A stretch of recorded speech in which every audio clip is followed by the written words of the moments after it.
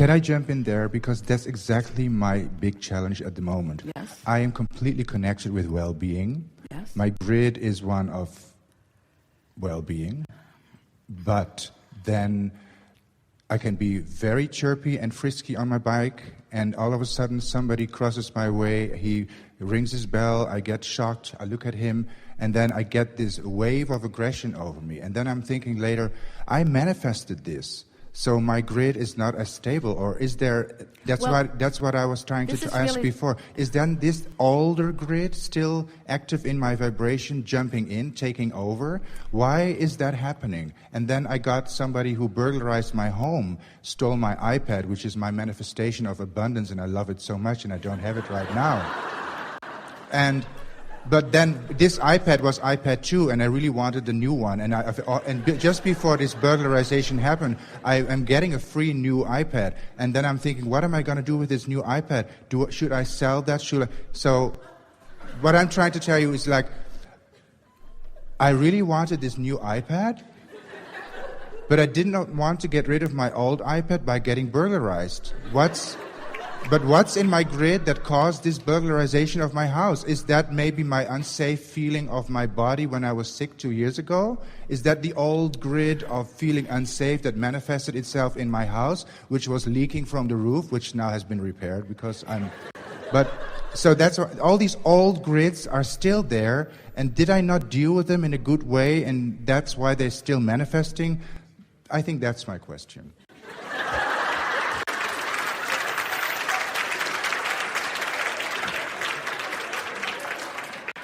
So give it to me.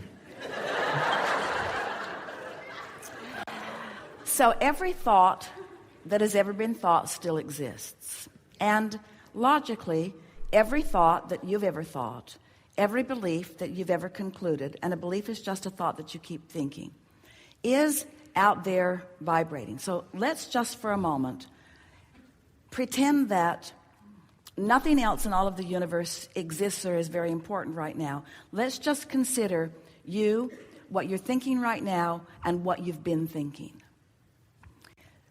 So over time, what you've been thinking, and we're talking about all that you've lived, not just this physical time-space reality, but all that you've lived, has caused you, because the laws of the universe have always been consistent, to know what you don't want and know what you do want. And over all of that, we don't want to use the word time, but over all of that experience, you have become, you have evolved, you have created, you have become this pure, positive energy, knowledgeable, creative genius. So that's this dominant grid that we're talking about.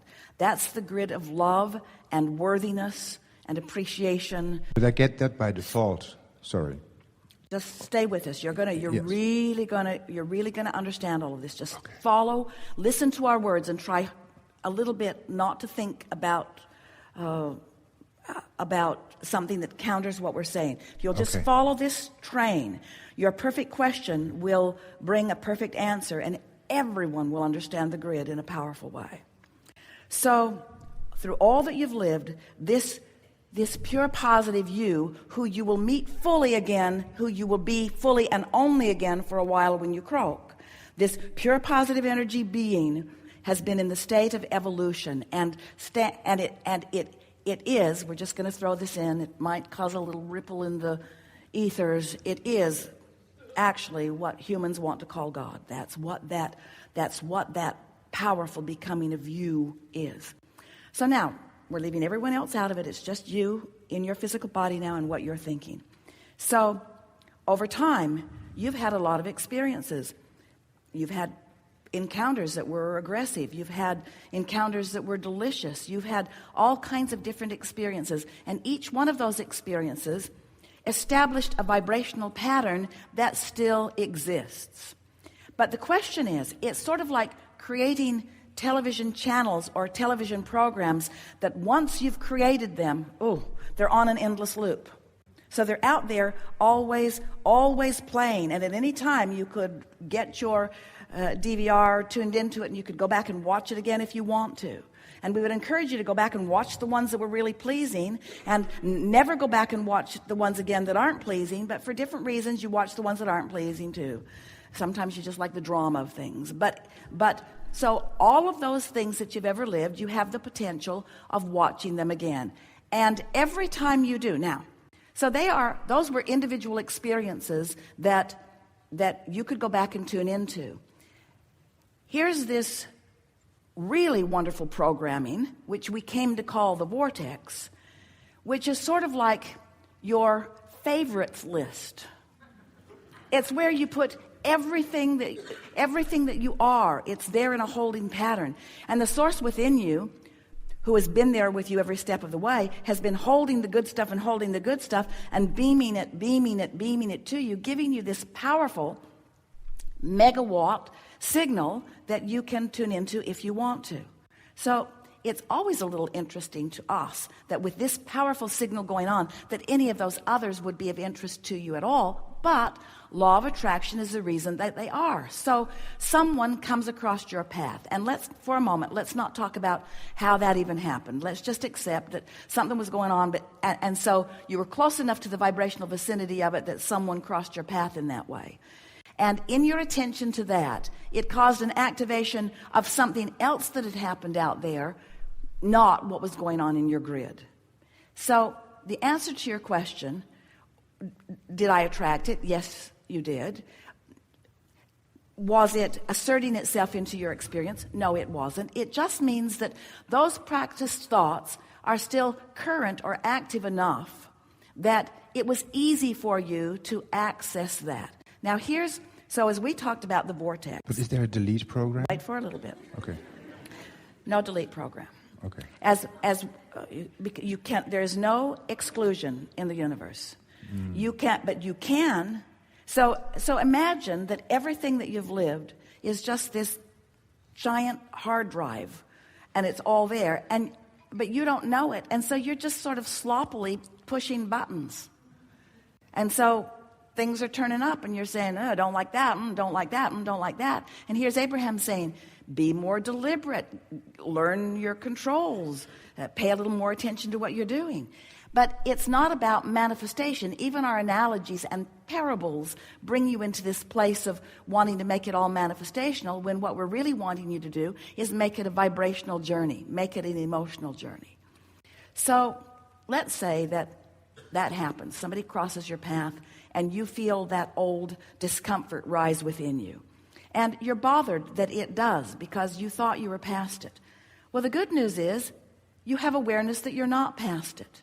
You have awareness that there's still something active enough going in your vibration that it caused that rendezvous, that your grid, for whatever reason, filled in that way.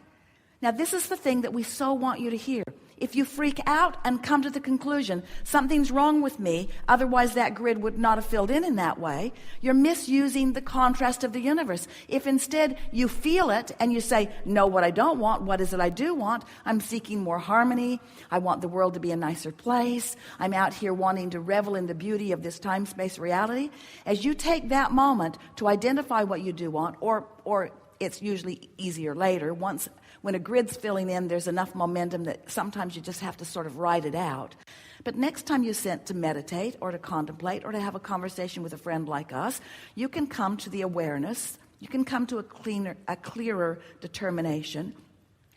I'm a harmonious being, and that's very likely just a residual of something that was there before, and it's inconsequential, and I like cleaning up my vibration, and I like knowing what's there, and I don't resent everything that I've lived. I appreciate everything that I've lived. That what we want this conversation to do for you, we want it to enhance your appreciation of this glorious grid that life, all life, has caused you to create.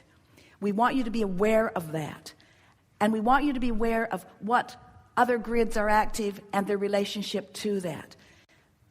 But most of all, we want you to be in this glorious feeling of dance, where you're not self-condemning, where you're accepting the perfection of the guy on the bike with the bell. The burglar? That's hard. You said, you feel at the core of your grid, This is what's going on in your... You love your prosperity and would like more of it. You're aware that there are others who have far more than you do, and there are others who have far more less than you do. And you're still in the process of trying to sort that out. Your grid holds for you all things wanted, but you've not allowed yourself that grid yet. True. You are letting yourself have more and more and more of it, but there's still Yes. a feeling of how much is appropriate for me to have and how much is inappropriate for me to have. And so now we come to the specifics of the iPad. You have a perfectly glorious iPad, but there's another one that's more shiny, that does more things, and you kind of want it too, but you feel like, oh, shouldn't I be satisfied with what I have? Yes. So then you activate a grid that says, I shouldn't be greedy, and I Yes. should give to the poor, and I should Yes. help people out. Yes. And I don't want it to be wasted, and I don't want a bunch of unused things piling Yes. up in my drawer and becoming obsolete. And the universe said, we know someone who wants one.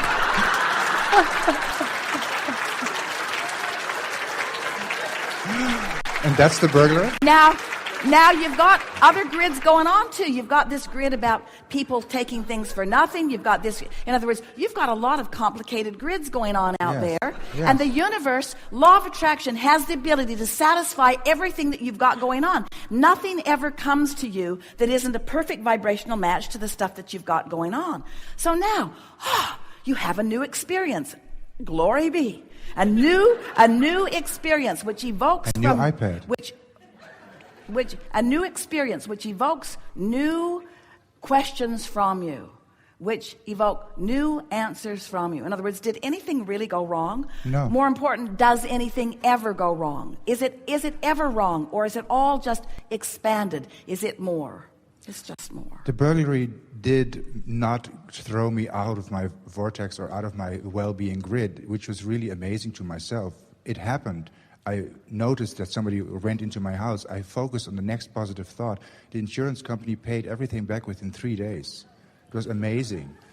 But it's this mixed vibration of being well and trusting the universe and trusting my insurance company and my own. Well, if we were standing in your physical shoes, Yeah. what we would take away from all of this, Yeah, what? this is the grid that we would practice. Things are always working out for me. Right. Nothing ever goes wrong. Even if I'm burglarized. Even then. But it's strong, you know. Even then. You feel raped. People get into your house, touch your piano. But all is well. All is well. When we come back from segment of refreshment, we'll clean even more up. Good time for it. Thank you. Thank you.